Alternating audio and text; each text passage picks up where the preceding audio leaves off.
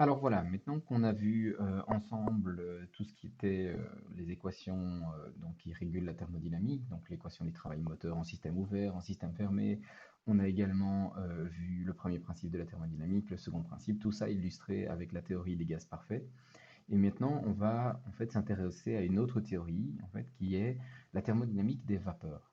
Parce que, bien, comme on l'a dit tout au début du cours, en fait, la thermodynamique, elle est née en fait suite à l'invention de la machine à vapeur pour pouvoir justement étudier les phénomènes qui se passaient à l'intérieur d'une machine à vapeur. Et donc, bien, on va maintenant voir donc, quelque chose de euh, très utile pour pouvoir comprendre ce qui se passe à l'intérieur d'une machine à vapeur, c'est-à-dire ben, qu'est-ce qui se passe au niveau des changements d'état et au niveau justement de cette création de vapeur d'eau.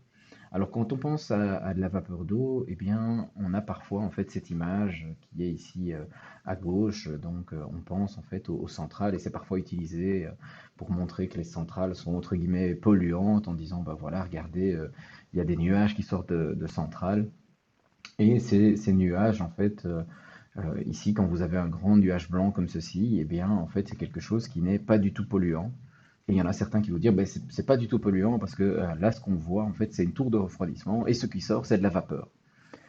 Et en fait, moi, j'ai envie de vous dire, ben, c'est faux, c'est complètement faux. Pourquoi? Parce qu'en fait, la vapeur d'eau, elle est invisible à l'œil nu. Hein, c'est aussi, ici, c'est une autre illustration. Ça, c'est quelque chose qui est souvent repris. En fait, ce sont les chutes du Niagara. Hein, donc vous voyez, donc ce sont d'énormes chutes avec, vous voyez là, la taille d'un bateau de touristes qui est un bateau déjà relativement grand. Et vous voyez en fait que ce bateau a l'air tout petit par rapport aux chutes et qu'il y a une espèce de nuage blanc autour des chutes. Et on peut dire aussi, ah ben, il y a de la vapeur. Tiens, et pourquoi est-ce qu'il y aurait de la vapeur à cet endroit-là? En fait, dans les deux cas, ce n'est pas de la vapeur, ce sont en fait des micro-gouttelettes d'eau qui sont en suspension dans l'air. Hein, parce que la vapeur, en fait, comme je le disais, c'est complètement invisible à l'œil nu. Mais par contre, en fait, quand la vapeur commence à refroidir, ici, c'est pas de la vapeur qui refroidit, hein, pour les chutes du Niagara, là, ce sont plutôt le fait qu'il y ait de l'eau qui s'entrechoque et donc vous créez d'énormes chocs, entre guillemets, d'eau en bas de ces chutes. Et donc, il y a plein de toutes petites gouttelettes, enfin, des gouttelettes de toutes les tailles qui sont formées, dont des plus petites, et les plus petites gouttelettes d'eau sont emportées en l'air, en suspension, par les mouvements de masse d'air qui sont aussi créés au pied de ces chutes. Et donc, vous allez avoir du coup ben, ces micro-gouttelettes en suspension qui vont vous donner un espèce de nuage. Hein. Et pareil ici, donc ça c'est ce qu'on voit aussi en fonction des conditions météorologiques. Parfois on a du brouillard, et qu'est-ce que c'est du brouillard? Eh bien en fait c'est de la vapeur d'eau qui va se condenser en micro-gouttelettes qui, en fait, grâce à des conditions vraiment particulières, donc dans le sens où les micro-gouttelettes, normalement, elles ont tendance à tomber, hein, l'eau, par gravité, a tendance à tomber, mais si la gouttelette est suffisamment fine en fonction de son facteur de forme, etc., et du mouvement d'air qui parfois est en train de s'élever, et donc il y a un mouvement qui lui est ascendant, et bien ces micro-gouttelettes vont rester en suspension, en espèce de très lente chute ou autre, donc elles vont rester stagnées dans l'air. Et ça va faire que ces micro-gouttelettes, eh bien, on va les voir et on va voir un espèce de nuage. Hein. Ben, pourquoi est-ce que je dis que la vapeur d'eau, ça ne se voit pas? Ben, parce que vous le savez normalement, si vous écoutez ou vous vous intéressez de temps en temps à la météo, eh bien, on parle souvent du taux d'humidité dans l'air, parce qu'en fait, l'air, aux séances d'exercice, etc., on considère qu'il y a toujours 21% d'oxygène et 79% d'azote, mais dans l'air, il y a quelques autres gaz, dont en fait de l'eau sous forme gazeuse. On verra bien dans cette vidéo pourquoi est-ce que c'est possible d'avoir de l'eau sous forme gazeuse alors qu'il ne fait pas 100 degrés. Hein, et ça, c'est en lien avec la pression partielle et la loi de Dalton. On le détaillera plus tard. Mais donc, en fait, il y a effectivement toujours un peu d'humidité dans l'air. Et l'humidité dans l'air, bah là, sur la vidéo, vous n'avez pas l'impression qu'il y a un brouillard entre ma caméra et moi. Eh bien, parce que la vapeur d'eau, comme beaucoup de gaz, en fait, est complètement invisible. Hein. Et si, pour revenir juste à cette image de tour de refroidissement, donc ici on a un nuage qui est un mélange d'air, de vapeur d'eau et de micro-gouttelettes qui fait qu'on le voit. Et en fait, c'est aussi dû aux conditions météo.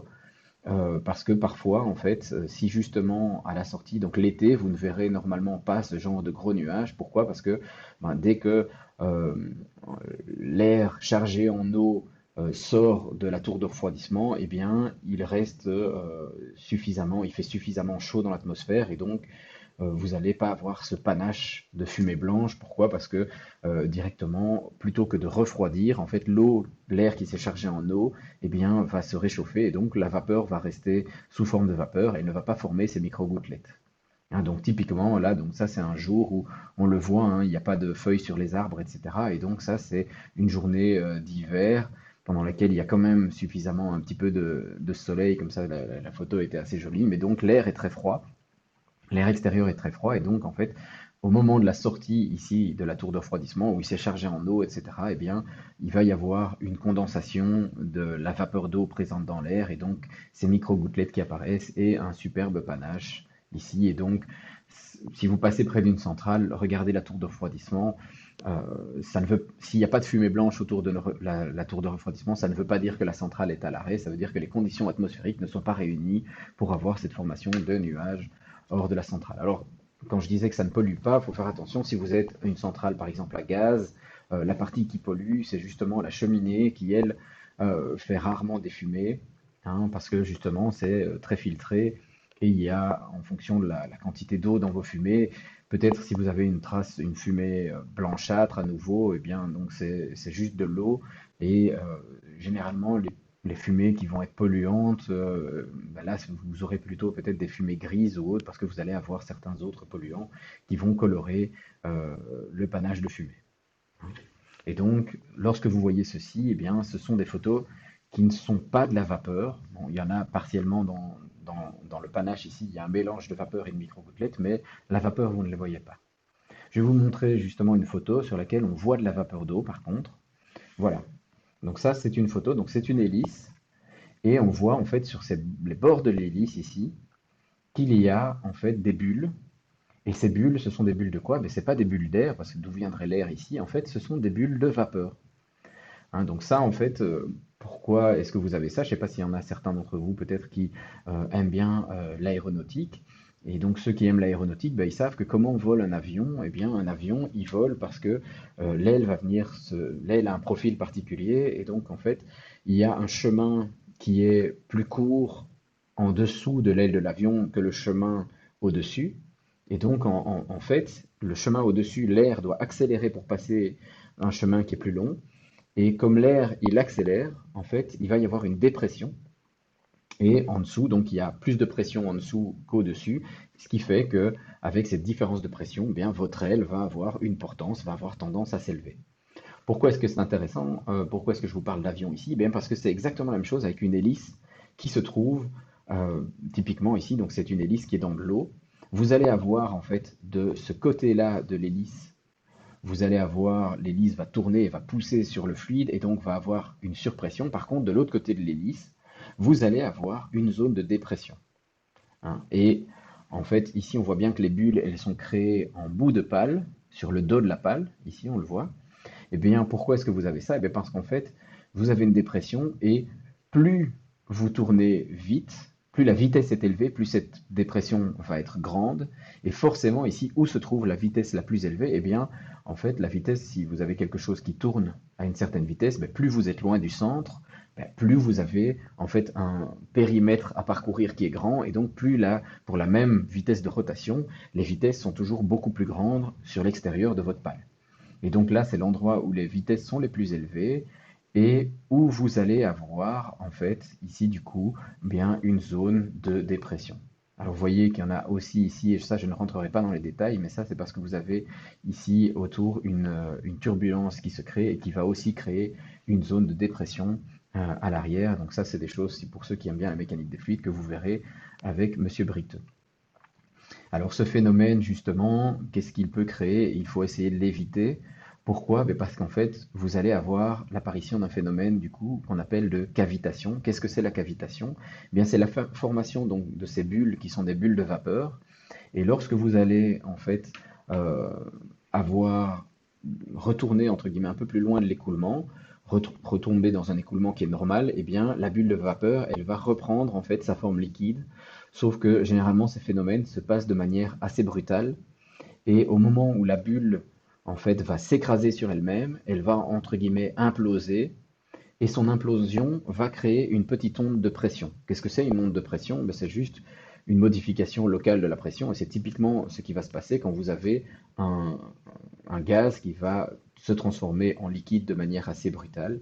Et ces ondes de pression, elles pourraient venir justement endommager votre pale. Alors je vais vous montrer une petite vidéo ici qui vient d'une chaîne YouTube et qui vous parle justement en fait de la cavitation, donc de l'apparition de ces bulles de vapeur et de leur disparition sur les sous-marins. Hein, parce qu'en fait, si vous avez déjà regardé quelques films du style James Bond, Mission Impossible, des films d'action, parfois on voit des scènes qui se passent sur des sous-marins et vous avez toujours en fait une petite traînée de bulles à l'arrière du sous-marin. En fait, c'est parce que lorsque l'hélice du sous-marin tourne à une certaine vitesse, elle va justement créer ces espèces de bulles. Et vous verrez, en fait, bah, parfois, vous n'avez jamais peut-être posé la question en vous disant, tiens, est-ce que c'est des bulles d'air ou autre? Bah, en fait, non, ce ne sont pas des bulles d'air parce qu'en fait, le sous-marin, même si dans les sous-marins, il doit y avoir maintenant, en fait, pour que les sous-marins puissent rester très longtemps à l'intérieur, il y a des systèmes de production d'air à partir d'électrolyse d'eau de mer. Donc on va produire l'air pour que l'équipage puisse respirer. Et du coup, ben, il y a du CO2 et ce genre de gaz qui vont être créés par la respiration. Bien, tout ça est filtré et stocké à l'intérieur du sous-marin pour être relâché plus tard. Pourquoi? Ben, parce que si vous voulez un sous-marin, si vous ne voulez pas être vu, et si vous avez dans l'eau bah, une trace où vous voyez toutes des bulles à l'intérieur, à la surface de votre eau qui remontent parce que vous êtes en train d'avoir des bulles d'air ou de CO2, etc., qui vont remonter jusqu'en haut, eh bien, votre sous-marin, il n'est plus tellement discret. Hein. Donc le but du sous-marin, c'est d'être le plus discret possible. Et donc, en fait, bah, ce qu'on voit quand on a ces films d'action dans lesquels on voit ces espèces de bulles, ce sont juste des bulles qui sont dues à la cavitation et qui du coup ne sont pas si graves parce que ce sont des bulles qui ne vont pas remonter à la surface parce que justement, dès que la pression de ces bulles redevient entre guillemets normale, eh bien ces bulles disparaissent, elles s'écrasent sur elles-mêmes et je vais vous montrer dans la vidéo, mais ça ils en parleront. Le problème du coup, c'est que cette cavitation peut créer du bruit et du bruit, eh bien même si c'est du bruit sous-marin, eh bien il faut essayer de l'éviter pour ne pas en fait être repéré par les sous-marins ennemis. Et donc ça, c'est quelque chose que même sur un sous-marin, on essaye de diminuer la cavitation en bout d'hélice. Donc je vous laisse avec cette petite vidéo. Attention, elle est en anglais, donc j'espère que vous comprendrez la majeure partie, mais donc c'est juste pour vous montrer et vous expliquer plus en détail ce phénomène de cavitation et pourquoi est-ce qu'on va avoir ce phénomène de cavitation. If a propeller spins quickly, it leaves a trail of bubbles behind it. As the bubbles pop, they make a lot of noise.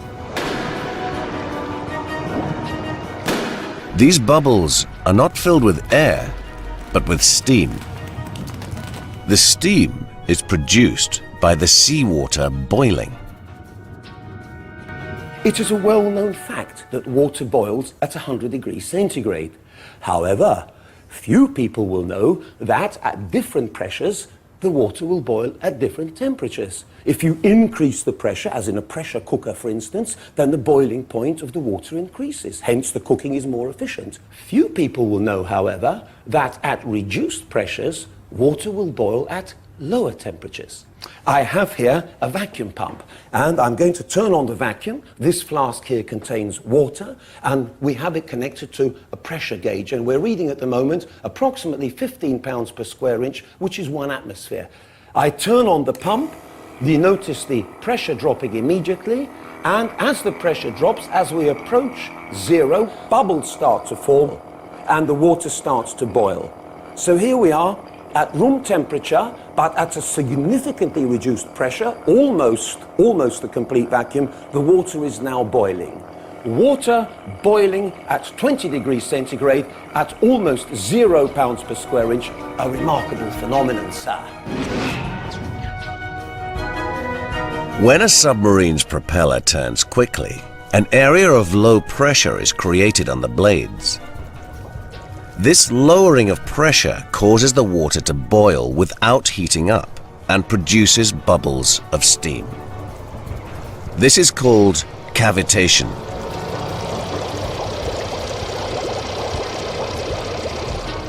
The formation of those bubbles is dependent on how fast we rotate our propeller.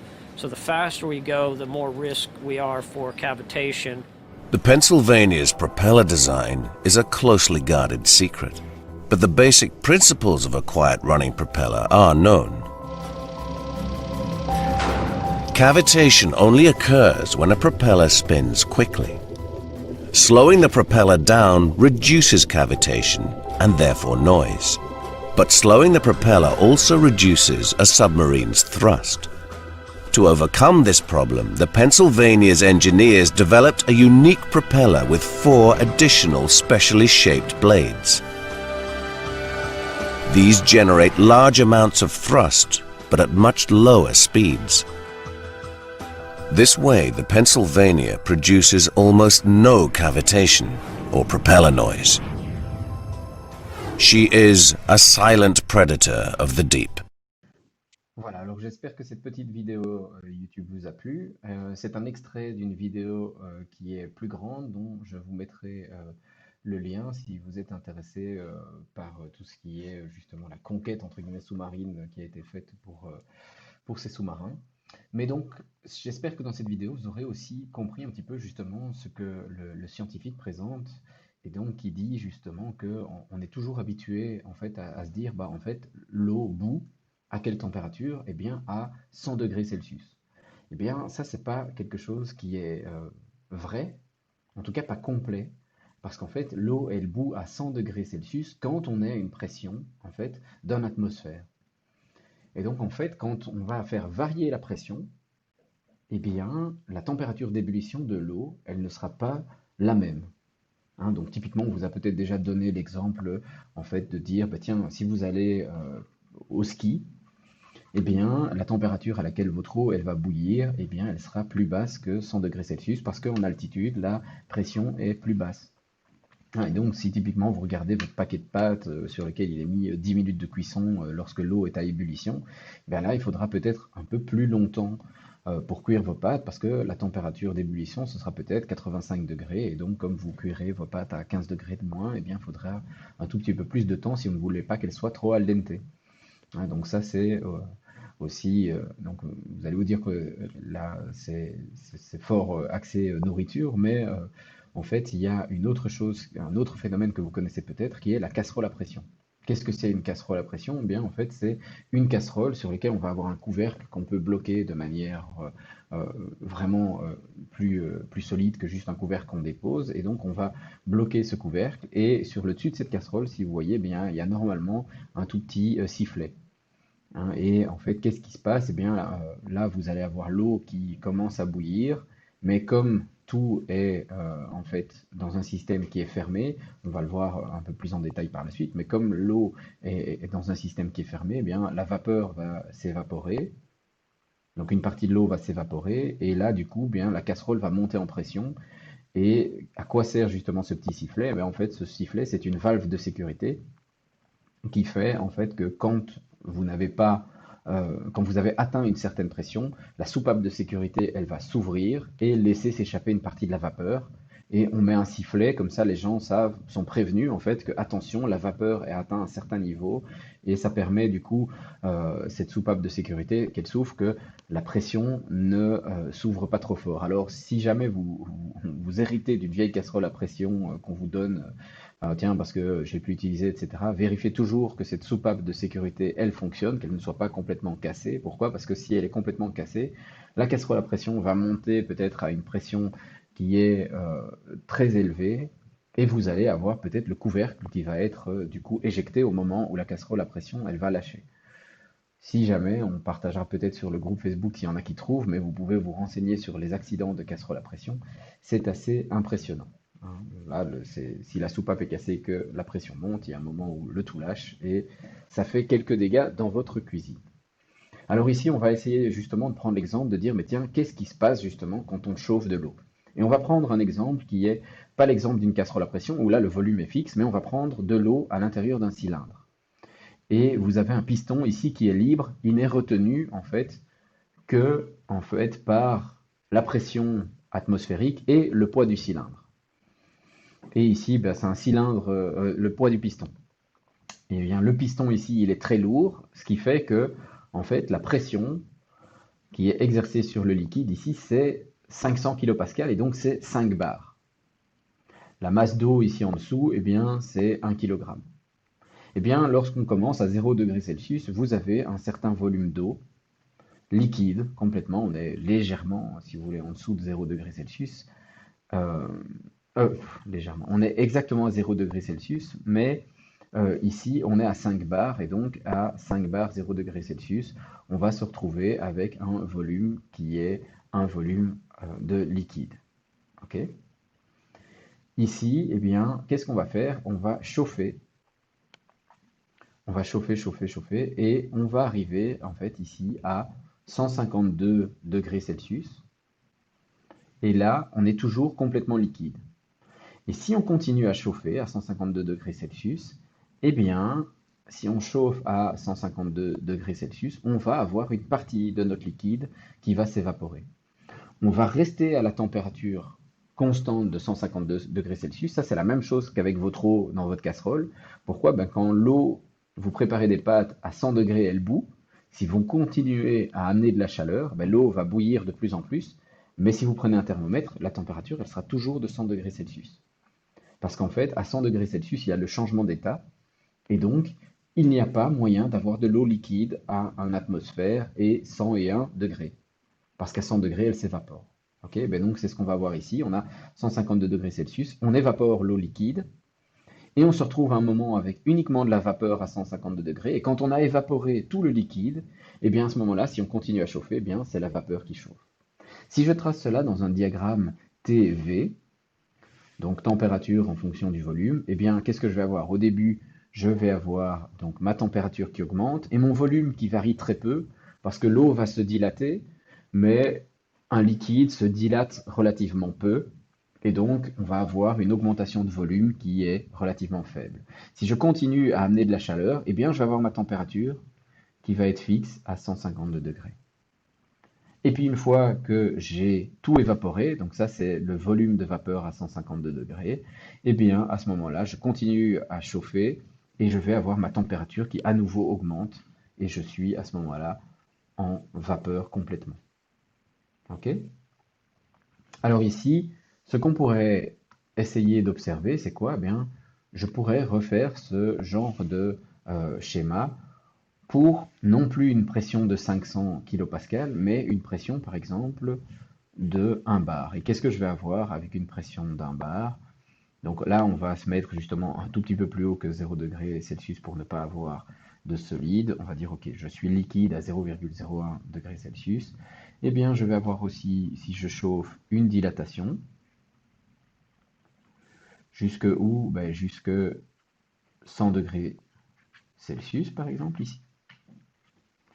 Ok, et après, bien, à 100 degrés Celsius, je vais avoir une droite qui, normalement, est... Bah, attendez, je vais faire ça plus proprement. Je vais essayer, mais donc on a une droite qui est, elle, horizontale. C'est déjà un peu mieux. Et puis alors après, je vais avoir ici à nouveau une augmentation de mon volume. Et si je répète ça plusieurs fois, en fait, ce que je vais finir par dessiner, c'est une courbe comme ceci, qui passe par ces points, qui sera en fait ma cloche de saturation, hein, où je vais avoir toutes différentes droites horizontales qui représentent à chaque fois en fait les changements d'état, hein, jusqu'à un point particulier, hein, qui est le point critique au-delà duquel, eh bien, en fait, je ne vais pas avoir de différenciation entre mon état liquide et mon état vapeur. Et à l'intérieur, en fait, de cette cloche, qu'est-ce que j'ai pendant le changement d'état? J'ai à chaque fois un mélange de liquide et de vapeur. Ok, alors si je trace ceci ici, eh bien, ça va me donner quoi? Ça va me donner, en fait, un diagramme comme celui-ci. Alors ici, on va voir celui sur lequel, moi, la cloche que je vous ai dessinée, c'est la cloche qui est ici en bleu clair, à l'intérieur de laquelle j'ai, en fait, du liquide et de la vapeur, vu que je suis en plein changement d'état. Et à l'intérieur de cette cloche, eh bien, en fait, qu'est-ce que je vais avoir? Ben, je vais avoir un petit souci, parce que définir mon état comme j'étais habitué à le définir ne me permet pas de savoir vraiment dans quel état thermodynamique je me trouve. Je vais vous donner un exemple. Je vous dis, voilà, j'ai de l'eau qui est à une pression d'un atmosphère et à 100 degrés Celsius. Est-ce qu'elle est liquide ou est-ce qu'elle est vapeur? Eh bien, en fait, connaître la pression et la température sous la cloche ici ne suffit plus.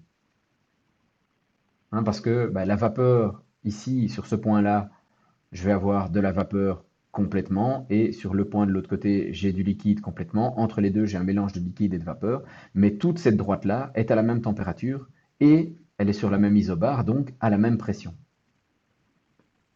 Ah, et donc en fait, pression et température ne suffisent plus en fait à caractériser ma vapeur. Et on va en fait introduire une nouvelle grandeur qui est en fait la fraction de vapeur. On va avoir une fraction x de vapeur, aussi appelée le titre de vapeur ou la quality en anglais. Et donc en fait ici, ça va être quoi? Ça va être la fraction massique, donc le nombre de kilogrammes de vapeur que j'ai par kilogramme d'eau. Donc quand je dis par kilogramme d'eau, c'est liquide, vapeur compris. Okay, et donc en fait, si j'ai x de vapeur, combien j'ai d'eau liquide? J'ai 1 moins x d'eau liquide. Ici, j'aurais bien dû écrire eau liquide. Ok, donc en fait, ici, j'ai 1 moins x d'eau liquide.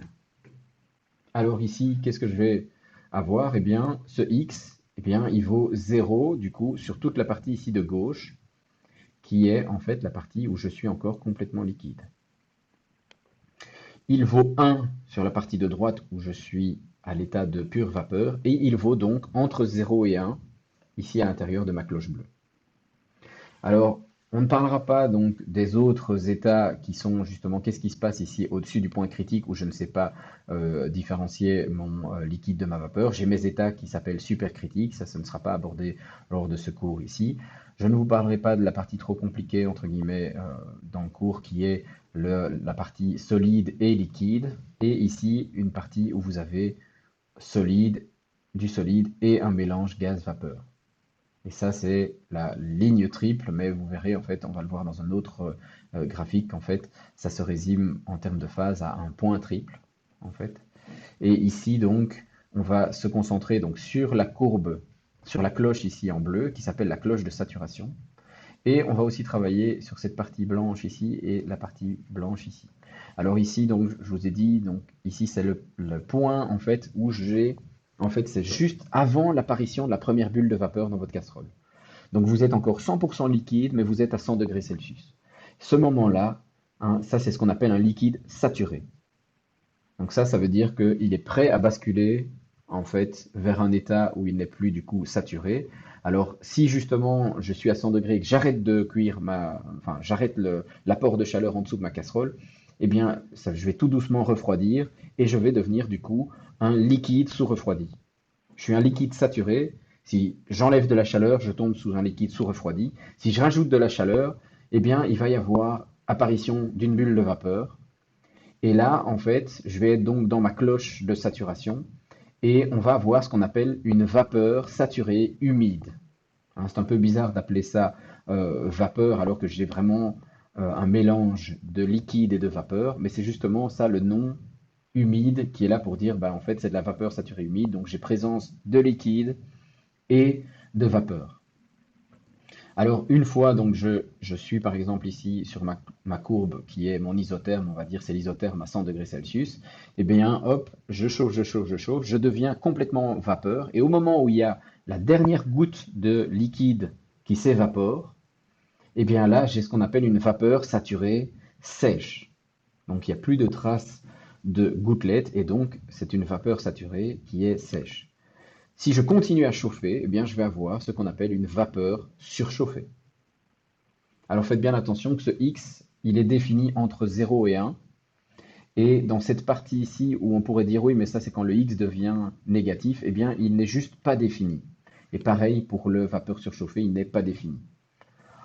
En gros, ça c'est parce qu'on estime que, comme dans cette zone-là, il n'y a pas de vapeur, ça ne sert à rien de parler de la fraction de vapeur dans un truc qui n'en a pas du tout. Et ici, de parler de fraction de vapeur dans un truc dans lequel il n'y a pas de gouttelettes. Pourquoi parler la quantité de, on va dire ici, la quantité de poire dans votre jus de pomme. Ouais. Là, c'est comme à ce moment-là, vous pourriez définir sur tous vos paquets, ok, 0% de poire, 0% de raisin, 0%, bah, c'est normal, c'est du jus de pomme, bah, c'est un peu la même chose ici. J'ai une vapeur surchauffée, ça ne sert à rien de parler de la quantité de vapeur parce que c'est forcément 100%. Et vous verrez aussi que dans les calculs, du coup, on va voir justement quelle est l'utilité du X. Bien avoir du coup un X, vous dites oui, mais ça ici, si je suis 100% vapeur, bah, X vaut 1. Non, en fait, X est plus grand que 1 parce que si vous calculez vos grandeurs, vos autres grandeurs avec X égale 1, vous êtes sur la courbe et ça ne vous permet pas de passer ici dans cette zone-là. Et pareil pour l'inverse ici, ça ne vous permet pas. Si vous dites que ici, oui, bah, comme j'ai pas de vapeur, c'est X égale 0, bah, si vous définissez X égale 0 ici, vous n'allez pas pouvoir calculer les bonnes grandeurs pour le liquide sous refroidi. Ok, alors je vais vous présenter un autre type de diagramme en fait qui est ici la courbe de vaporisation. Alors ici, c'est l'exemple de la courbe de vaporisation pour le CO2. Et donc en fait, ce qu'on va représenter ici, c'est un diagramme de phase. Ok, alors ici, malheureusement, oui, je vois qu'il y a un petit souci pour le fait qu'on ne voit plus où mènent les courbes rouges. Donc voilà. Ici, vous avez à nouveau donc, vos courbes rouges qui vous montrent bien vos points en évidence. Donc le point critique dont je parlais tout à l'heure, au-delà duquel je n'ai plus vraiment de différenciation entre mon liquide et ma vapeur, donc entre mon liquide et mon gaz, eh bien il arrive ici. Et donc là, ben, vous voyez en fait pour le CO2, c'est ici on est en mégapascal, donc vous êtes environ à 75 mégapascal pour une température de 30 degrés. Hein, et donc en fait ici, ben, on se rend bien compte que pour le CO2, ben, en fait, on va être pour une pression en fait qui est une pression atmosphérique. Donc un atmosphère c'est 100 000 pascal, donc c'est 0,1 mégapascal. On va être quelque part par ici. Et pour des températures qu'on connaît, donc qui sont entre 0 et 20 degrés, ben, on a du CO2 qui est toujours gazeux. Hein, savoir à la température de 20 degrés à quelle pression en fait mon CO2 redevient liquide, et bien pour 20 degrés, on va voir ici, et on est presque à 6 mégapascal, et donc presque à 60 bars pour avoir à nouveau du CO2 qui est liquide. Le point triple du CO2, donc ça c'est un point en fait qui est pour lequel on a présence du solide, du liquide et du gaz. Et bien ce point triple, il est à moins 50 degrés pour une pression qui est proche, on va dire là justement, de la pression atmosphérique. Et donc, si on veut justement refroidir du CO2, il va falloir descendre à moins 60, moins 70, quelque part par là. Alors, la règle des phases de Gibbs, elle peut vous être utile. Ici, on va parler, en fait, c'est combien de degrés de liberté. Donc, qu'est-ce que je dois définir quand on dit le degré de liberté? C'est qu'est-ce que je peux choisir pour avoir un certain état. Et donc, en gros, quand on parlait d'un gaz, ben, souvent un gaz parfait, ben, on disait il a 2 degrés de liberté parce que si je choisis pression, si je choisis sa pression, eh bien, je peux avoir du coup un seul degré de liberté. Donc, pour une même pression, je peux avoir différentes températures pour le côté gaz parce que sinon, le volume est d'office fixé par le PV égale RST. Okay, ben ici, donc là, c'est la règle des phases de Gibbs, elle est donnée même pour les choses dans lesquelles il y a plusieurs constituants. Donc là où je peux faire varier le pourcentage, par exemple, dans l'air d'azote ou d'oxygène, etc. Mais là, on va dire, moi, je vais prendre pour une substance qui est pure, et donc je n'ai pas ce N. Et donc le nombre des phases, ici, comme j'ai N vaut toujours 1, et bien du coup, le nombre de phases que j'ai, c'est 3 moins R. Et R est le nombre de phases que je peux avoir. Donc combien j'ai de degrés de liberté? Eh bien, ici, c'est 3 moins R. Et par exemple, en fait, ben, qu'est-ce que ça veut dire? Ça veut dire quoi? Ben, si je veux, par exemple, les 3 phases, donc je veux en même temps du liquide, du solide et du gaz, ben j'ai 3 moins 3, ça fait 0, j'ai pas de degré de liberté, ah ben ça veut dire qu'en fait c'est un point pour lequel je n'ai qu'un seul point pour lequel j'ai pression et température et volume qui sont fixés, et ça c'est mon point triple. Okay, je n'ai aucun degré de liberté, il est vraiment défini, il n'y a que ce point-là qui existe. Alors ici, ben, qu'est-ce que je pourrais avoir? Ben, si je veux 2 phases, donc ça veut dire par exemple être liquide et gazeux, ah ben ça c'est ce qui se passe en fait sur toute la courbe par exemple de vaporisation. Donc je n'ai qu'un seul degré de liberté, donc ça veut dire quoi? Avoir qu'un seul degré de liberté, ben, ça veut dire que je peux par exemple sur la courbe de vaporisation choisir ma pression ou ma température, et là on va le faire ben, comme on avait fait tantôt, ben, je choisis ma température à 0 degré, eh bien, en fait, là, j'ai la pression qui est fixée avec. Je choisis moins 20, j'ai la pression qui est fixée, etc. Ok, et ça, pareil pour le solide et le liquide, donc j'ai juste à ce moment-là un seul degré de liberté. Un degré de liberté dans un plan, ça veut dire que j'ai une droite. Alors après, justement, ben, si je prends une seule phase, donc regardez par exemple mon liquide, eh bien là j'ai 2 degrés de liberté. Enfin, j'ai une seule phase, donc j'ai 3 moins 1, ça fait 2. J'ai 2 degrés de liberté, ben donc en fait c'est une surface dans laquelle je peux me déplacer et où je vais avoir du coup plusieurs possibilités pour être à l'état liquide. Et donc je peux choisir par exemple une température de moins 20. Et bien pour moins 20, j'ai énormément de pression possible que je peux choisir pour être toujours à l'état liquide.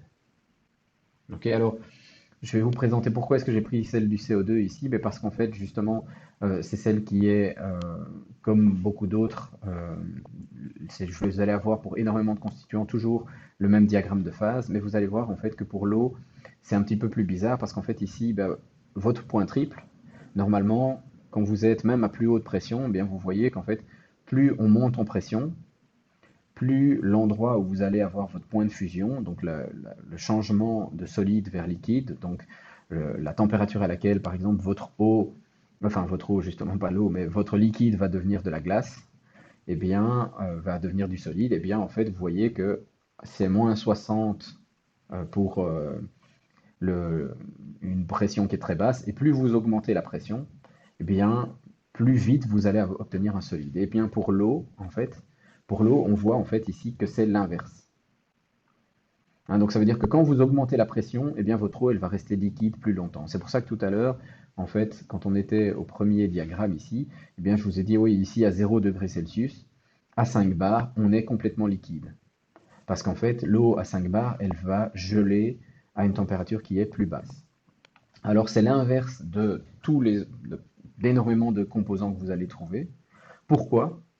Bien parce qu'en fait, pourquoi est-ce que justement j'ai de l'eau qui est liquide une fois que j'augmente la pression? Eh bien parce que l'eau, en fait, c'est la glace, par exemple, c'est le seul composant en fait pour lequel son état solide prend plus de volume que l'état liquide.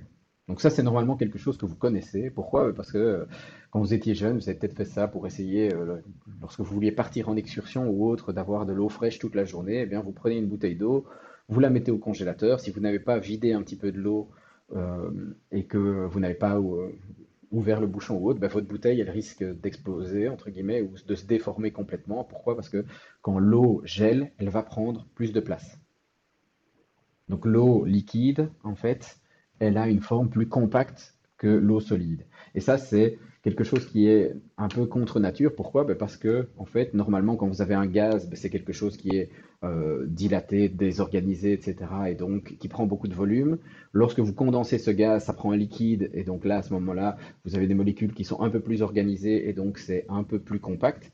Et lorsque vous devenez à l'état solide, là vous avez un réseau moléculaire qui se forme, qui est très organisé et qui est très compact. Et bien ici, en fait, dans le liquide, vous allez avoir un liquide qui est mieux organisé entre guillemets que le solide. Pourquoi? Parce qu'à l'intérieur du liquide, vous avez les fameux ponts à hydrogène, hein, que vous avez déjà vu en chimie, etc. Ce qui fait que ce liquide-là en fait, c'est toujours la même chose. C'est qu'est-ce qui vous tient en fait dans un solide? Là, ce sont des vraies liaisons moléculaires. Dans un liquide, normalement, ce sont juste des forces de Van der Waals qui sont beaucoup moins fortes. Et dans un dans un, dans un gaz, là, vous n'avez justement, normalement, et c'est la théorie cinétique des gaz, on va négliger toute interaction entre les molécules. Et donc, il n'y a même plus d'attraction entre les molécules. Et donc, en fait, on passe de quelque chose où il n'y a pas d'attraction à quelque chose où il y a juste des forces de Van der Waals entre les molécules, où il y a après un réseau vraiment qui se forme lorsqu'on devient solide. Et bien, dans l'eau, comme vous avez en plus de ces forces de Van der Waals des ponts à hydrogène, et bien, vous avez quelque chose qui est au final plus compact que le solide. Et donc, en fait, qu'est-ce que ça change? Ben, là, on voit, en fait, vous avez la courbe qui est penchée comme ceci. Donc, ça veut dire que plus la pression monte, plus la température de fusion augmente. Et ici, en fait, plus la pression monte et plus la température de fusion, elle diminue. Et donc, on va avoir ici de l'eau solide. Si vous augmentez la pression, l'eau va rester solide à 0 degré, etc. Ok, on a également un point critique, hein, le point critique qui lui est quand même assez élevé en pression, donc 218 atmosphères et 374 degrés Celsius. Et vous avez votre point triple qui lui est à 0,06 atmosphères, donc à une pression très très basse et une température de 0,01 degré Celsius, eh bien vous allez avoir la coexistence d'eau sous forme liquide, vapeur et solide. Ok, alors on va revenir un petit peu sur la cloche et d'autres courbes un peu plus lisibles peut-être. Ici, tantôt j'avais fait une courbe température et volume. Ici maintenant c'est une courbe de pression et volume. Ah ben qu'est-ce qui se passe avec la pression et le volume? Eh bien en fait, lorsque j'ai une pression qui est élevée et un volume, ici à nouveau je néglige tout ce qui est solide, etc. On va juste se concentrer sur la partie liquide et vapeur. Hein, et donc en fait, quand je suis à basse pression, eh bien, je vais avoir, ici, je vais suivre des courbes, du coup, qui sont des isothermes. Les courbes qui sont dessinées, ce sont des isothermes. Tantôt, je suivais une isobare dans un diagramme TV. Ici, je vais suivre une isotherme dans un diagramme PV. Eh bien, qu'est-ce qui se passe si justement je pars de ce que j'avais tout à l'heure, donc c'est un liquide, et je suis à la même température, et donc mon liquide, maintenant, je diminue la pression, et donc on peut dire, par exemple, j'ai un liquide qui se trouve à 5 bars, je diminue la pression, et puis, hop, à un moment, j'arrive à sa pression, en fait, à sa pression d'ébullition, donc je suis toujours à la même température. Ah, ben, si je continue, donc, vous pouvez prendre l'exemple de quoi? Eh bien, vous prenez une seringue que vous remplissez d'eau, hein, et enfin vous remplissez au tiers d'eau et puis vous tirez petit à petit sur la seringue et là ce que vous allez voir c'est quoi? Bien plus la pression diminue puis il y a un moment où hop vous allez réussir à décoller entre guillemets euh, votre piston de l'eau. Pourquoi? Parce que vous allez réussir à évaporer une partie du coup de cette eau et si vous tirez suffisamment fort, ben, vous allez avoir. Donc, le problème, c'est qu'il faut que votre seringue elle soit vraiment bien étanche, hein, parce que quand vous faites l'expérience, il y a souvent rapidement de l'air qui rentre. Et s'il y a de l'air qui rentre, à ce moment-là, l'expérience est foutue. Mais donc, si vous arrivez à ne pas faire rentrer d'air, eh bien, vous allez tirer sur cette seringue et vous allez avoir l'entièreté de l'eau qui s'évapore. Et une fois que l'eau, elle s'évapore et vous continuez à diminuer la pression, et bien alors à ce moment-là, vous allez avoir une pression qui à nouveau donc va chuter. Mais sinon, c'est ma pression chute. Je suis en train à ce moment-là de tirer. Une fois que je vois de la vapeur qui commence à apparaître, je continue à tirer et là, ma pression, elle va rester constante même si je change le volume. Pourquoi? Ben parce que le changement de pression, si vous tirez, comme vous êtes en train d'avoir de l'eau qui se transforme en vapeur, le volume va augmenter sans que vous arriviez à diminuer encore la pression. Et donc vous allez tirer, tirer, tirer. Et puis alors une fois que tout sera sous forme de vapeur, vous allez continuer à tirer et vous allez avoir votre pression qui diminue à nouveau. Alors qu'est-ce qui est intéressant justement avec ce X? Eh bien c'est que si par exemple ici mon volume massique j'ai 1 kg, eh bien quel va être le volume de mon mélange liquide et vapeur? Eh bien c'est simple, ça va être en fait mon volume de vapeur, ici V secondes, donc ça V secondes on appelle ça le volume de vapeur, fois les X kg de vapeur, plus je vais rajouter en fait, j'ai aussi 1 moins X kg de liquide, j'ai 1 moins X kg de liquide fois le volume massique du liquide. Et donc la formule pour le volume massique total, c'est quoi? C'est X fois le volume de la vapeur plus 1 moins X fois le volume du liquide. Donc ça c'est vraiment dire, tiens, quand j'ai un mélange ici entre les deux, donc en fait, quelles sont les propriétés de mon mélange? C'est simple, si je sais que j'ai par exemple 200 grammes de vapeur, et je vais avoir du coup 800 grammes de liquide, et donc mon mélange, ce sera 200 grammes de vapeur fois le volume de la vapeur, plus 800 grammes de liquide fois le volume du liquide, et le total va me donner du coup le volume de mon kilogramme, donc le volume massique de mon mélange de liquide et de vapeur. C'est assez simple, on peut aussi le voir de manière linéaire en disant, mais tiens, en fait, là, donc ça, si je prends et que je mets le X en évidence, qu'est-ce que je vais avoir? Je vais avoir que le volume de mon mélange, c'est quoi? C'est le volume de mon liquide, donc c'est comme si tout était du liquide, plus X, donc une fraction, qui fait quel volume? Qui va du coup faire la différence entre le volume de vapeur et le volume de liquide. Hein, donc ça, c'était comme de dire, ok, j'ai tout liquide plus une partie qui s'est transformée en vapeur. Cette partie qui s'est transformée en vapeur, du coup, comme la vapeur a plus de volume, cette partie X, elle va rajouter la différence de volume entre la vapeur et le liquide. Ok, et donc l'intérêt d'avoir défini cette grandeur X, maintenant avec les vapeurs, c'est quoi? L'intérêt de définir cette grandeur X avec les vapeurs, c'est de pouvoir, en fait, toutes les valeurs qui sont massiques, les recalculer exactement de la même manière que ce que j'ai fait pour le volume massique. Donc, par exemple, ici, l'énergie interne massique, c'est quoi? C'est X fois l'énergie de ma vapeur, plus 1 moins X fois l'énergie interne de mon liquide. Ou, comme on l'avait dit, si on le voit plutôt de manière linéaire, c'est comme si j'avais 1 kg de liquide plus une partie qui, la vapeur, elle a plus d'énergie interne, plus une fraction qui a justement un supplément d'énergie interne. Donc c'est cette fraction x fois ici la différence entre U seconde moins U prime, donc entre l'énergie interne de la vapeur moins celle du liquide. Je fais la même chose avec l'enthalpie. Avec l'enthalpie, ce qui est marrant, c'est que je peux mettre en évidence justement si je fais x fois l'enthalpie de ma vapeur moins l'enthalpie du liquide, ça c'est quelque chose que vous connaissez, c'est l'enthalpie de changement d'état, qui est appelée HLV ou qui parfois aussi est appelée delta HLV, donc qui est la variation d'enthalpie de mon changement d'état. Juste une petite parenthèse, donc pour l'entropie, c'est exactement la même chose aussi, donc c'est x fois l'entropie de ma vapeur plus 1 moins x fois l'entropie du liquide. Si je mets en évidence, en fait, le x fois, entropie de ma vapeur moins entropie de mon liquide, c'est quoi? En fait, pour rappel, en fait, on sait que S, donc c'est T, donc je peux écrire que T ds est égal à dH moins VdP. Alors, qu'est-ce qu'on a dit pour le changement d'état? Le changement d'état, il se passe à pression constante, à température constante. Donc, en gros, ce que je vais avoir, en fait, ici, c'est ds qui va être égal à, ici, mon delta H. Du coup, vu que ça se passe à température constante, je peux intégrer les deux côtés séparément. Et donc, ici, je vais avoir delta H. Donc, ça va être delta S est égal à delta H sur T. Ok, et donc là, je vais donc avoir ici mon delta H. C'est quoi? C'est delta H liquide vapeur. Ok, donc c'est justement HLV sur T. Et quelle est la température? C'est la température justement qu'on va appeler température de saturation, donc qui est la température de changement d'état. Ok, faites bien attention que certains vous pourriez dire oui, mais en fait DH, c'est pas normalement CPDT ici.